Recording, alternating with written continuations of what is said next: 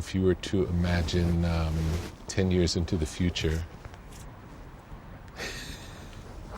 what might that look like? It's crazy because I would have had a way more clear answer when I was 12. And now I don't know at all. What would have the answer been when you were 12? Making music, living in California with a bunch of friends. As simple as that.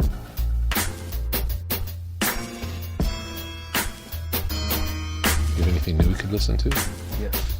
Let's do it.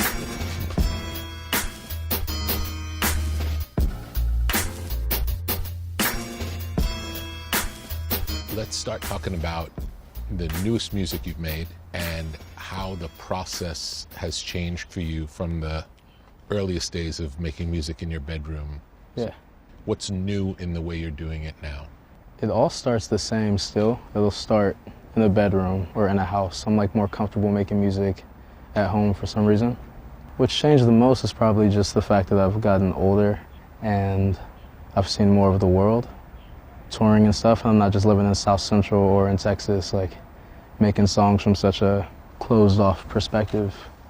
Some of my problems are rooted in more of like a privileged perspective maybe, which I don't fully love because sometimes I feel like my stuff could be like kind of self-indulgent in a way, and it might make the audience like not connect as much as they used to be able to connect with the stuff I was saying earlier on. So I'm trying to like get to a spot again where it's just rooted in something that's real but so well written that it doesn't seem like it's just related to me. How much do you think of the listener when you're working on the music? As I'm writing, I'm not thinking about the audience at all. I think it's once I listen back to the song like 10 times, I'm thinking about like how it's gonna fit into a certain climate or the world in general, you know? You feel any kind of obligation for it to accomplish anything or not? Yeah, I do. I think that like I'm in such a unique and like blessed position. I should take advantage of it and make sure that I'm saying something that I think will mean something in this very moment, you know, and hopefully sit with someone in a way that I needed music to sit with me when I was younger. I'm guessing that most of the music that you love was not made with that in mind. Yeah. So it could be a dangerous limitation. I think it's really dangerous, and I feel like I make my best stuff when it's rooted in survival in a way. Like, I need to make this in order to live, and I feel like even when I make art in general, it's like that's the only way I know how to express myself, so that's survival. But living in South Central, it's also like I need to get out of this environment, that's survival. And now it's like I said, come from more of a privileged place, which is dangerous as well. There's something cool about like going away for a long time and living life and then going back and making music. Mm-hmm. I kind of want to get into that, but I also feel like I put myself in a position where like I can't stop making music, you know? And then like when I keep making, I want to put it out. And people are used to that as well for me. It also seems like you didn't start doing it so much with a purpose, but more just self-expression and... Yeah, self-expression, but also always wanting to be like this big star thing. And I think like I go between the two constantly, like reaching to become one of the biggest artists, but also trying to survive and like express. Yeah. And sometimes those two shouldn't be together, I think, you know. I'm sure over time it'll become more clear. Like it'll work itself out, is my guess. Yeah. Do you always start writing with a beat in mind? Does it always come from like, will you hear a track and start writing, or might lyrics come before there's any music? I always start with the music. I think sometimes though, like my favorite stuff I'll write is if I'm just like walking somewhere and something comes to my head like, oh, that'd be a cool song idea or cool lyric idea. And I'll write that down and find a way to put that into an album I'm writing or something, you know. Mm-hmm. Does it happen often? No. I wish it happened more, because it's always my favorite stuff. You know? Yeah. When's the last time it happened where you wrote something down? 2016. Really? Yeah. That's unbelievable. Yeah. You think the world around you has changed, or you've changed since 2016? I think I just work better now when like music is in front of me and I'm forced to write something. Like if a chorus can't come to me, I'll just keep going until I catch the magic, you know. There's something special about that. How often do you start an idea and then decide not to continue to finish it? It's been happening more often lately, and that's because I think I'm just more insecure and less confident as an artist for some reason. I think the little bit of success I've seen has had a lot to do with that.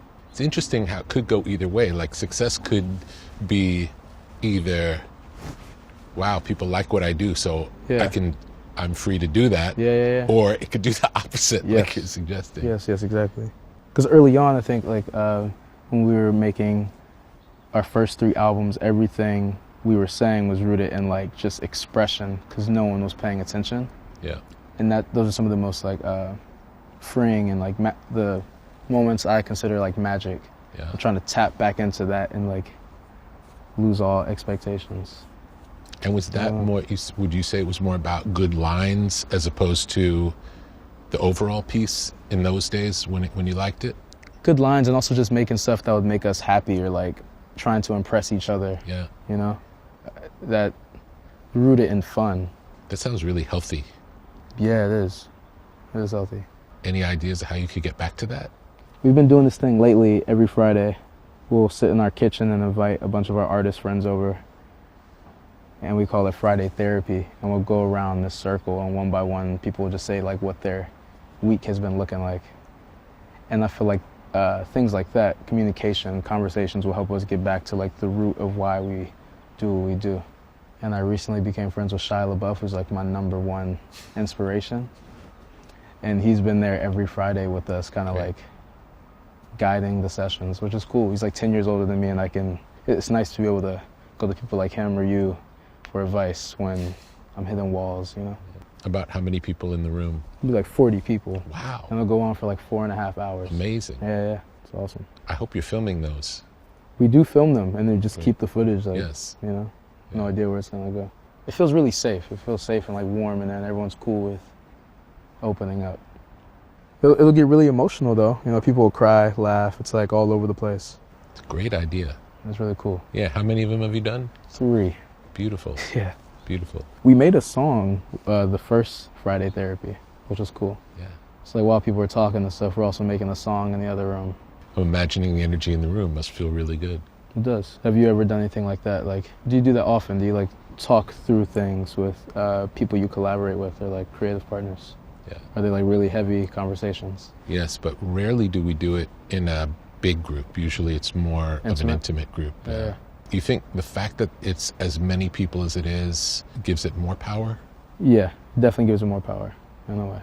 Well, I don't know. Actually, intimate conversations I feel like are very powerful. So I guess it depends. It depends on what you're searching for. Mm-hmm. And on Fridays, I think we're searching for like empathy. So you're kind of forced to hear everyone's side and everyone's perspective and feel for them in a way. Like an empathy exercise. You know? I just needed to find ways to think about something, someone, anything other than me. Even when, I don't know, I feel like making music is very selfish as well. So I feel like I'm not there for my family in ways where I would like to be.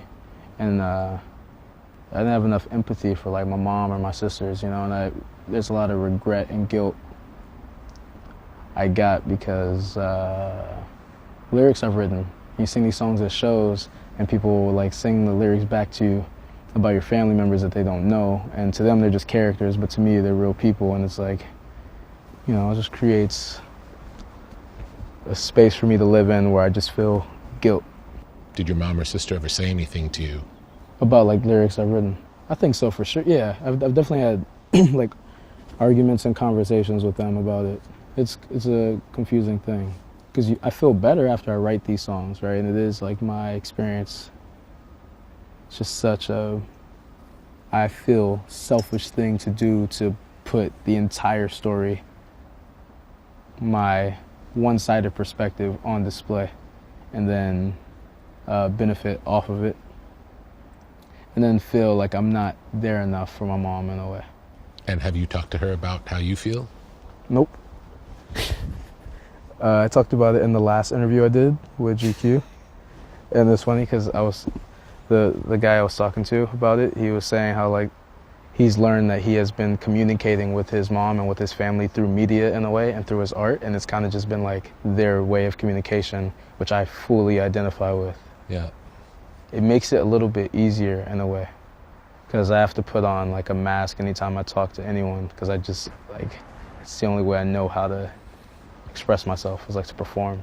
So even right now I'm wearing like a specific mask. When I talk to my mom, it's a different one. And I'm trying to get to a place where I don't have to wear a mask and I can just be fully vulnerable and myself. But it's like, it's a hard thing to deal with. So many different sides of me, I guess. Do you ever wear a mask when you're by yourself? I think so. Yeah, I think so. And do you feel like they change over time, or the masks tend to be the same ones? It changes all the time.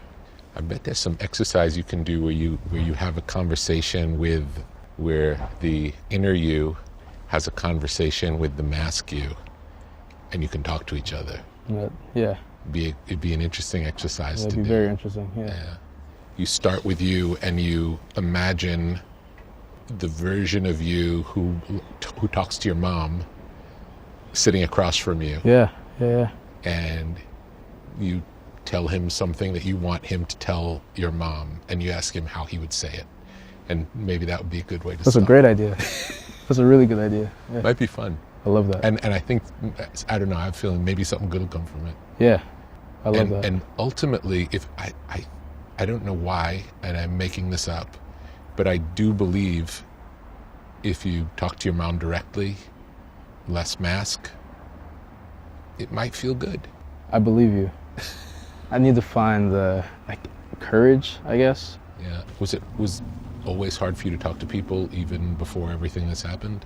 Yeah, it's always been hard to talk to people, but it was easy to communicate with my friends. Yes. But even now, it's like I find it hard to be a good leader in a way because of the lack of confidence. So when I walk into a room and we're all making music, I don't feel as comfortable. I don't know what it is. And then the way I'm pushing them away, and I'm not like really communicating with them the way I used to. It's like a intimacy issue. Like I'll let someone in, but not fully. And as soon as like I fully start to let them in, I want to push them away. And it's weird because it's happening with the people that I've known for like almost the past 10 years. I'm trying to figure it out every day, I guess. I think that's all it is. Because I want to be around these people, and I want to be there, and I want to be a better leader and stronger. Yeah, it's just hard to say how I feel sometimes to the people I really care about. Another interesting thing that comes up for you to consider trying is, I'll compare you being the leader to driving the bus, and everybody's on the bus and you're driving the bus, and maybe see what it's like if you have people take turns driving the bus. Yeah. And you just get to ride on the bus sometimes and see what that's like. That sounds awesome. Could be good, right? That sounds awesome. You can make that happen. Yeah. You can make that happen. Yeah. Is there anyone in your life that you're around where you don't feel like you have to wear the mask or a mask? I understand that it's different for different people. Yeah. No. Because even if I'm alone, it's like, who am I supposed to be right now? And it's not like I'm like actively trying to do it. It just happens naturally. Yeah. Maybe rooted in the fact that when I was a kid, I was taught to treat adults a specific way and perform in a way in front of them. At least my earliest memories of knowing like I have to like act a certain way in front of someone, it goes back to that. And I've just been doing that my whole life, like constantly. Do you remember what some of those rules were? I remember being loud and being told not to be loud. If I was like a wild color as the younger version of myself, which I think I was, I kind of like became this more like grayish thing. What I'm hearing you say is a lot of what's changing is all happening inside you and not necessarily due to what's going on around outside of you. So it's really just self-discovery. That's the mission, is more getting in touch with and getting connected with your true self without feel like you're being told how to be or what to do or second guessing yourself. Sounds like the story you talked about like being told not to be loud. The message you got wasn't just don't be loud. It's that you can't trust what feels natural to you. Yes, exactly. So anything that can get you back in touch with owning your own power would probably be healthy. Right. When you start in an idea, is it clear whether it's going to be for a group project or for a solo project, or does it matter in those early stages when you're making it? If I'm starting an idea for a group song, I know that I'm gonna be a specific version of myself. Because in the group setting, I get to I could just blend in and let other people shine. It's not all about me being this vulnerable thing. So yeah, it just depends. And I think I let the music guide me. Sometimes the music fits more into the world of what a Brockhampton song is supposed to be versus a Kevin Abstract song. If you're in the middle of a Kevin Abstract project and you come up with a song that you think might lend itself more to the group, would you hold it aside? I did that recently and I regret it. Why? Because I feel like it would have been a stronger moment for the group. So I just want to really understand. Yeah. You thought it would be a stronger moment for the group, so you held it back, or I held it back because I loved it so much, and selfishly I put it on my own record. Oh, I see. Yeah. So that came during a group session, but you thought it suited your album more. A solo session, but I went in with the intent, this is going to be for the group record. I see. I just can't stop making music, it seems like. I don't know if that's good or bad, though. What do you think? Do you think I think it's good to keep making it. No matter what? No matter what. Yeah. Absolutely. Because it's, like you said, it's a form of therapy for you, and you get to really express yourself through music. It's always healthy to have that outlet. I think without it, I don't know how happy you'd be. Right. How much less happy you'd be. Right. So good or bad, it's expressive, and once it's out, and you just move on to the next thing. Yeah. I think the key is that it's true in the moment. It's true in the moment that you make it. And if you think of it almost like a diary input, it's this is a moment in time. Yeah. And this doesn't have to be forever. And we all change all the time. Mm-hmm. As long as it's a true reflection of where you're at in that moment, that's good. Yeah. How has your relationship with the rest of the guys in the group developed over time? It's gotten stronger. As a whole, as a brotherhood community, it's very, very tight. Me personally, I just feel myself pushing a lot of people out of my life without trying to, just becoming more closed off. Does that feel like a positive or a negative to you? I think it's positive in the sense that I can see what it is and talk about it. Mm-hmm. Negative because it becomes hard to tell people what is going on in my personal life or whatever it is, or what it is that I'm feeling day to day. Another positive to that is that I could write about that stuff. Makes better songs, better group songs. So you feel like maybe in the past, if there was someone in your life that it was not a good relationship, you might just not say anything and just sort of deal with the discomfort of that relationship? Like a passive-aggressive type approach? Not intentional, but maybe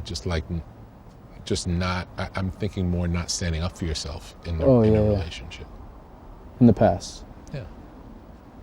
For sure. Yeah. So now by changing that, it sounds like a form of self-care, of taking care of yourself in a way that you weren't able to do before. Yeah, I guess. It doesn't feel like that, though. It sounds like that. Yeah. It sounds like what you're describing, and I see your discomfort in it. But the discomfort in it is because someone else's feelings are involved, and you're empathetic. So from an empathetic point of view, it's like if you're empathetic for your mom's feelings, you're not going to be loud. But by not being loud, you aren't being true to yourself. Right. So yeah. It's like finding that balance to where you can always be yourself and be true to yourself, but communicate in a way where those around you are not blindsided by it. Yeah. Where you can just say it. Yeah. And you'd be surprised when you get in the habit of explaining, telling people how you really feel, even if you're concerned that it's going to hurt their feelings. that ultimately it leads to a better relationship all the way around. Stronger?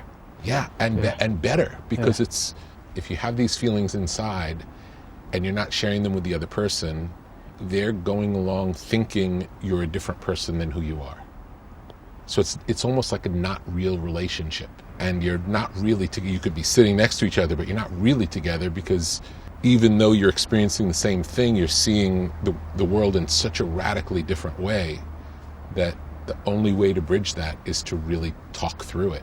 And it either brings you closer together, or it brings you clarity in separation in a positive way. Like it's okay that, especially over time, I think you'll see that some of your friends will grow with you on the same path, and other friends will just have a different path, and it's cool.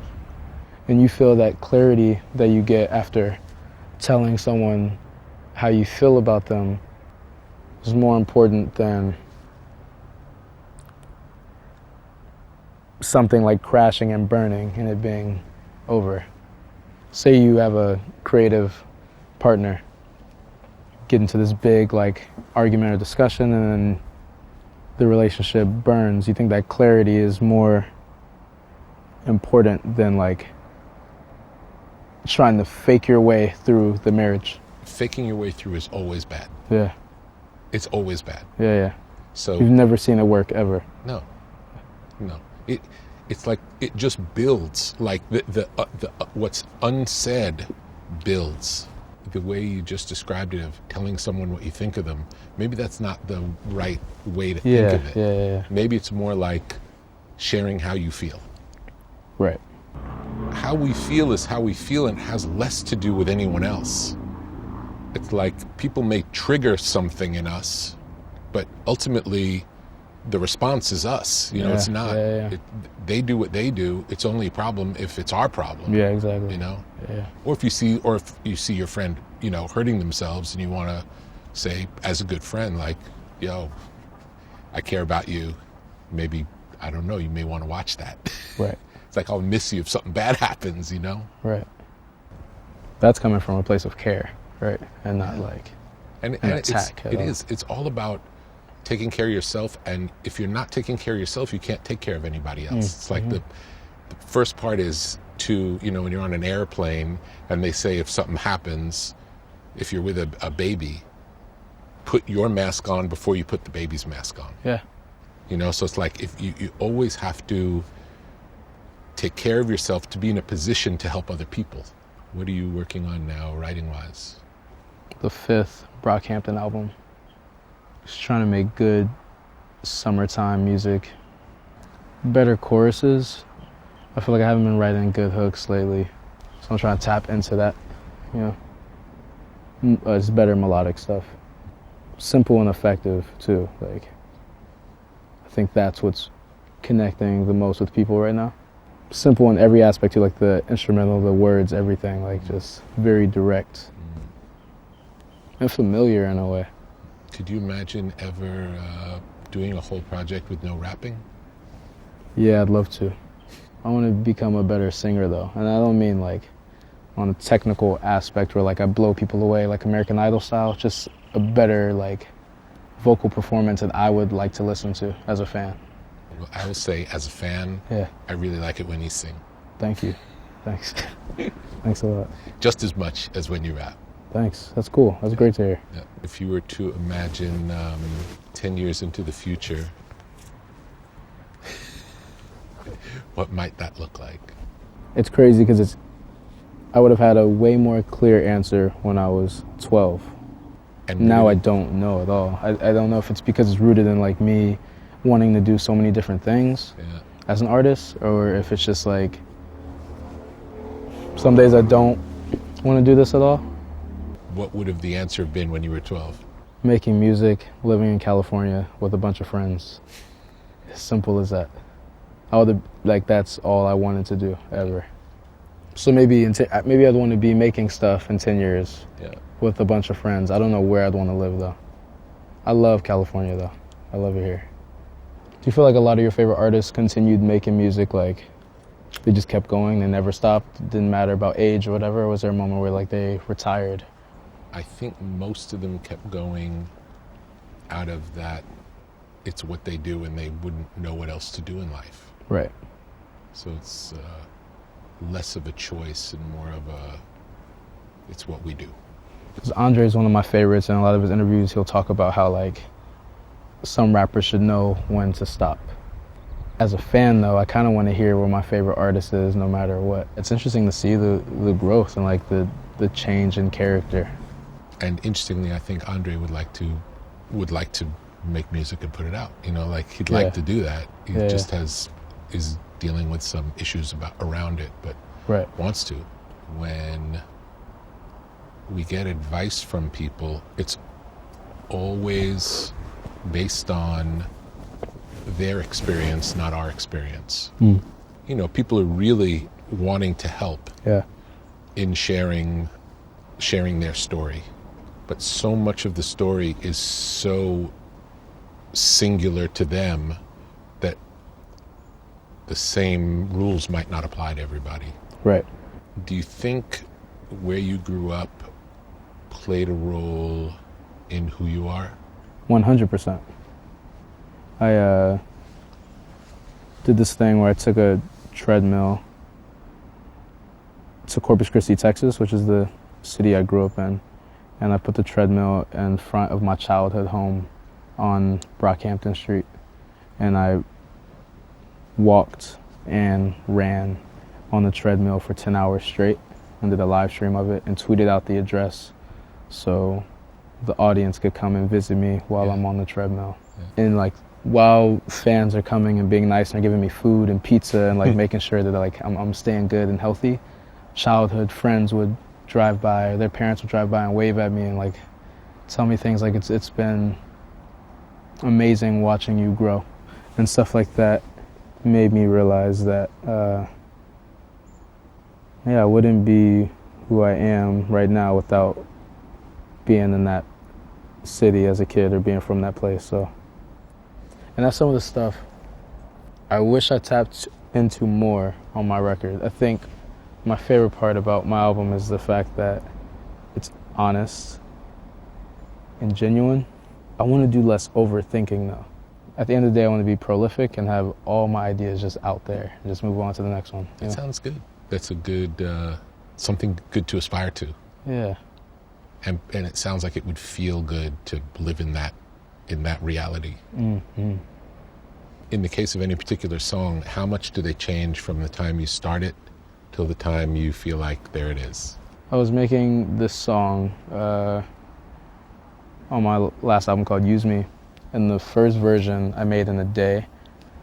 The second, I think Jack, the guy who produced the album with me, he spent like another day on it. So it was like 2 days total working on the song. But the one we made in that first day, I played it for my friend and I compared it to the second version that Jack did, and my friend was like, there's something really special when it feels like a song was just made in a day and that's it, and then it's out. I want to follow that. I want to lean into that and keep making things that are like just right there in the moment. I've learned that those type of ideas always get like the best and strongest reaction from people. I think it's because it's rooted in something that's real. Do you ever feel like something changes through the process for the better? Like the opposite of that story? Does that ever happen? Yeah, that happens. Not as often though, for me. Yeah. Do you ever learn anything about the songs in retrospect that you didn't know when you were making them? Yeah, because when I'm writing a song, I never know what the song is about. So yeah, I feel like a few months, I'm like, oh, that's what I was trying to say. And I'm in no rush to find out. It just feels good to say things sometimes. Yeah. Like it feels good to be in front of a microphone and be saying a bunch of random words until like this story is set up, and then that's the hook, or a verse is set up. And do you ever change any lyrics when you perform songs live? Yes, I do. I do that because time passes. So I'll say something that's very like in tune with what's happening currently, and then 6 months, a year later, I may not connect to that line anymore, so I'll change it to something that is more in tune to what's happening. Are there any lines that you look forward to saying on stage, or any that the opposite, where you just feel like, oh, I'd rather not say that tonight? I do feel that way. There's a Brockhampton song called Junkie, and I saw these lyrics about my mom and about me being gay, and like I don't want to perform that song ever again just because that guilt I was talking about earlier. You feel an obligation to perform it, or are you cool not performing it? I do, because I think that song, people live with those lyrics, and those lyrics mean a lot to the kids that identify with our music. So I do feel obligated in that sense. But if it's not bringing me peace, I don't want to do it. I think some of those things, like making the choice not to do a song that you're as comfortable with or that makes you feel bad, recognizing it and following how you feel is one of the things that's going to let you do it for a long time. It's like building a wall between you and your art. Yeah. Have you ever written a song to a particular piece of music and then changed the music to the point where it's not recognizable to the original thing that got you started writing? Yes. I do that all the time. That's how I finish songs normally. So it sounds like the the music that you start with its purpose is more as a writing tool than necessarily as this is how the record goes. Yeah, it sets up a scene for me in a way, but that the background can change once I tell the story, if that makes sense. Yeah. So that's something I learned from you, though. Anytime I get stuck, and I feel like if the song is just not moving the way I want it to, we'll just listen to the acapella. Just listen to the voice, the vocal, play new chords around that, see what it inspires. Wow. Did I suggest that? Yeah. Wow. No, I have no memory. Yeah. Like, Amazing. Almost 2 years ago. That's how we finished a lot of Brockhampton songs. Because the issue was, I told you that every time we got to the chorus, it felt like it wasn't moving. Just felt like it just like stayed like that the whole time, and not in a good way. Yeah. Yeah. Like you get bored by the time the chorus comes in. So it's the best when it feels effortless. A change. Have you done solo shows? Not recently. No. Last time I did them was like 2016. Do you plan on doing any shows around the current album? I don't know, because the songs are so personal, and it's like awkward in a way. Just awkward. The group stuff is fun because like we're all these different characters on stage, just like having a party. Yeah, it's like a party. Yeah. If you don't do whatever the live version of this album is, it's going to evolve into songs that happen sometimes in the context of the band, and it'll be cool in that aspect, but it'll never be the quintessential version of this experience. Yes. Do you think the group songs are going to get more personal based on how the solo album went? Yeah, and I'm doing this thing where I'm trying to write really, really personal stuff, but make it be fun, so it can fit that party setting that you're talking about. Yeah.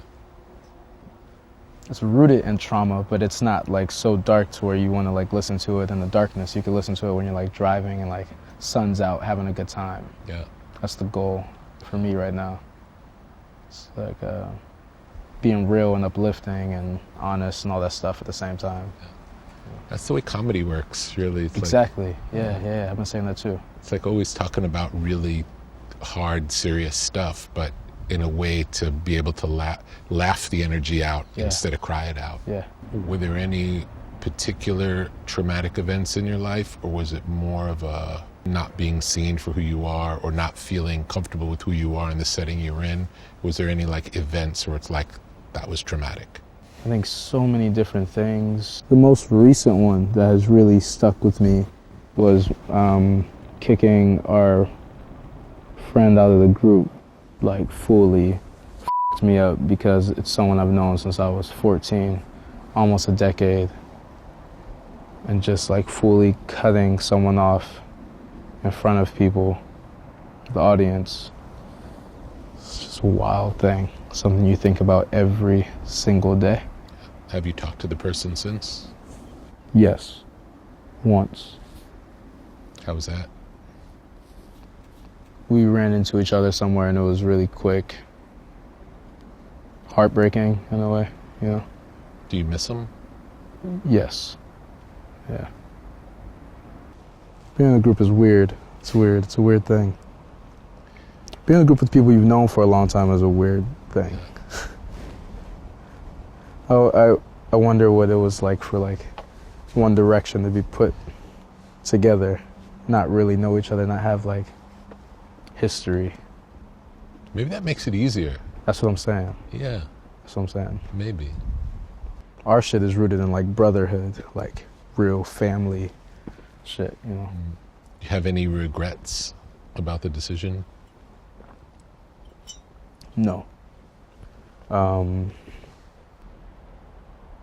More time to talk. That's it. Like, I wish that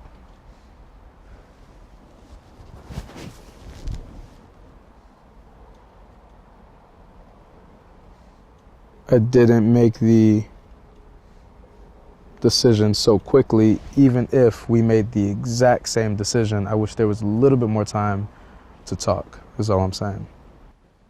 And maybe that's because I just miss how shit used to be.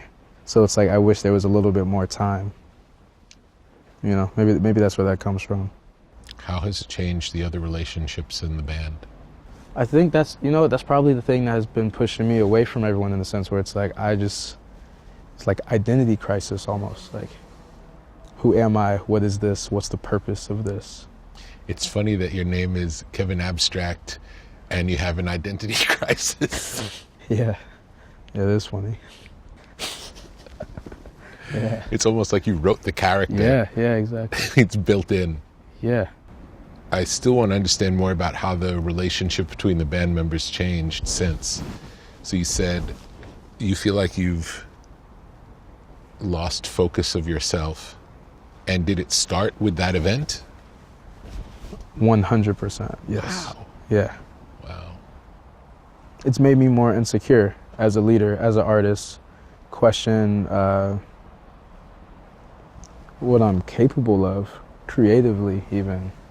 But I don't think it's gonna stay like that forever. I'm not saying like it's like it's over for me or anything. Yeah. It's just where I am, and I'm recognizing it. Yes. And that's making the work better for me right now. It's making the songs more true, and videos and everything I do. So just saying it out loud does a lot for me. Yeah. You know? It sounds like it's allowing yourself to go deeper. Is music the primary part of all of this, or is it as much about the visuals, the artwork, the way you decide to release music? How do you see the importance of the different aspects of you as an artist? I'm obsessed with every aspect of it. The presentation is like my favorite part. It's where I have the most fun. Yeah. Just because I like world building. I like making something for like me and my friends to look at and be like, wow, that's cool. Like, that's like a universe we came up with. Aesthetically, it's cool. It's really cool. Or like creating characters and then seeing people at shows come dressed up as those characters. Is that true? Yeah. So cool. And we would be painted blue and like have these orange jumpsuits on, and then fans will come to the shows like that. Things as like small as that does a lot for me. And then that is all fueled by the music. You know, the music is like the thing that helps me set up the world visually. Yeah. With those characters, I'll call them otherworldly characters, so we know which ones we're talking about. Okay. How much do you know about them in the beginning? Like, does it start with just a picture of a character, or is there a backstory? It starts with an image. I'm obsessed with images and like things, an idea, like a heightened version of one of my friends. Like if the image is striking to me or cool or like interesting, whatever. So you may not have to know what it means. I never know what it means. Do you eventually ever know what it means? Does it usually? Yeah, sometimes a narrative can be created through like the images that I'm attracted to. Yeah. The reason we're painted blue is because I watched this Busta Rhymes video directed by Hype Williams, and they were painted red. And I was like, it'd be interesting if we were blue. So we're blue, but then that becomes like a story within itself. a few more videos in, you know. I think I'd be a stronger writer if like I went in with a little bit more intent at the very beginning. That seems like the more challenging thing to do, and I'm more comfortable with just like writing stuff that just comes out. But I think I need to challenge myself more if I want to be like incredible, really good, and have all these like crazy expectations for myself. So maybe I should follow that, lean into that, the more like challenging route. Yeah. I will say there's no right way. So yeah. That said, it's really cool to experiment and try different ways because you never know. Mm-hmm. Like, especially if you're really comfortable doing it one way, trying it a different way will at least lead to something different, and then you can decide whether it's good or not. Mm-hmm. Especially as you make more stuff, it can be more about finding ways to not make the same thing. Right. So sometimes switching methods switches it up. Right. Can you walk me through the process of making a song from the very beginning till it's done, every step? So with solo stuff, it'd be me and Romil, who is like my number one creative collaborator, I guess. Like all the ideas, it's just me and him in a room. We were on tour, and we'd stop at like random studios on an off day, middle America, like random places. And we'll just go through musical ideas until I find something I connect with, like emotionally. What would those Normally what might those musical ideas look like? Simple and effective chords. That's what I was going for at first. Just something I could write a well-written chorus to. And on a Brockhampton project, how would that happen? Or how has it happened in the past? Because it might be different this time as you go deeper. Right. In the past, it just starts with like a really simple beat, 5 guys in the room, the mic in the middle of the room, and like us freestyling and trying to impress each other, one-up each other, who has like the best idea. Everyone will lay down the chorus, a verse, see what like sticks. The first thing that sticks. Do you do it in front of each other, or do you do them separately? In front of each other. We'll have a big whiteboard and we'll write the lyrics together. We'll like critique each other's lyrics and like really write the songs together as a group. It gets very lonely writing solo songs, like for me, because I have so much fun with everyone else. Mm-hmm. I'll sit with like a 6-minute demo of all the ideas and just like jot down my favorite ideas, what I think would be. So, you know, Matt could have like a 16-bar verse, and there might be 8 bars in that verse that would feel really effective as like a bridge or an outro moment. So then you just take that and slide it over there, and then the song just starts to get smaller and smaller over time. You start cutting people's verses up and making like an intro and outro, stuff like that. Yeah. I'm also into this idea of the group constantly changing over time. My goal is that one day, maybe like in 5 years, 10 years, all the members that are currently on the roster will be removed from the group, and there will be a brand new group of people under the name Brockhampton releasing music. So like we could add a member this year, and then next year add another member, and then like we'll slowly keep leaving the OG members, if that makes sense. Do you ever talk about any things in the songs that you haven't experienced? I used to, like when I was writing music when I was 17, everything I said was like a lie, made up. Fantasy. Fantasy. Yeah. Now it's hip hop. It was hip hop. Yeah. Yes. I don't really do that now. The worst is like writing something that's personal and it doesn't sound good. Mm-hmm. It's like an awkward thing to listen back to in front of people. The delivery system makes it so good that you could get past the fact that it's so revealing. Exactly. So if it's not working, then it's really like, wow, I just, I just exposed my soul. Yeah. And it didn't work. Yeah. But sometimes I've learned that I can take those same lyrics and take them somewhere else. Yeah.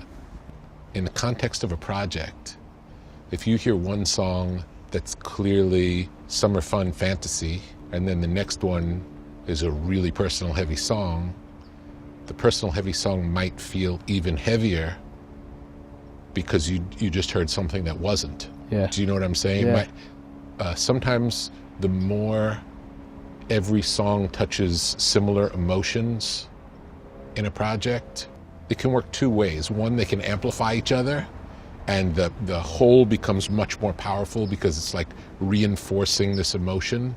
And sometimes it does the opposite, where it's like, by the sixth song, it's like, wow, it's all like same energy. I've heard enough. Yeah. Yeah. So it's like, and again, there's no right or wrong. It's just the more moves to the basket you have, the better. Yeah. See, that's what I thought was interesting about Tyler's new album, was like every song, he's touching on the same thing, but he found a different way to talk about it every song, to where it's interesting and people can listen to it like on loop the whole time. My issue with writing mine was I thought every song was me talking about the same thing, and it became like self-indulgent or boring. Yeah. And I after hearing his album, I'm like, maybe I should have leaned into that, because it amplified it, like you just said, for me as a listener.